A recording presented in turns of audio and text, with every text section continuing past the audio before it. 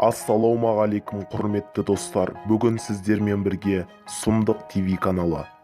Бүгін сіздер түрмедегі адамдардың суши мен пиццаға заказ бере алатын білетін боласыздар. Қазақстандық түрмелерде электронды дүкендер бар. Олар арқылы мейрамханалардан қажетті тауарларға немесе тағамға тапсырыс бере алады. Бұл туралы Ішкі істер министрлігі қылмыстық атқару жүйесінің комитетінің төрағасы Жанат Ешмағамбетов айтып берді.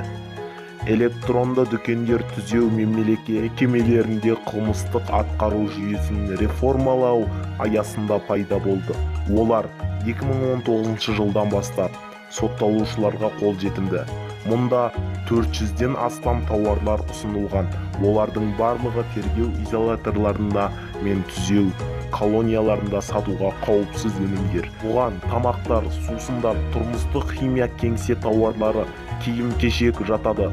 Сотталғандар мейрамханалардан ыстық тағамға тапсырыс бере алады. Фастфуд, дәстүрлі және шығыс тағамдары, суши мен пицца, барлық бағалар қолжетімді.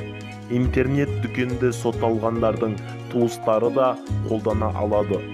Колониядағы ең қажетті заттар.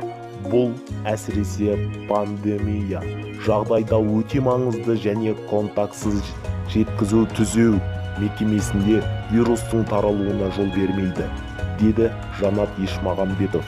Ішкі істер министрлігінде өткен брифингте жоба пилоттық болып табылды және ол Алматыда, сондай-ақ Ақмола және Алматы облыстарында жүзеге асырылуда.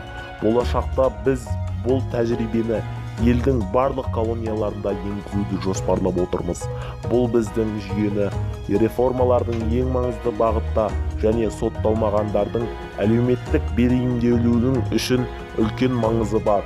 Олар колонияда бола отырып өздерінің қоғамның бір бөлігі ретінде сезіне алады, деп қосты Ешмағамбетов. Сонда түрмеде ешқандай жұмыссыз жатқан адам қалай бұның ақшасын төлемек?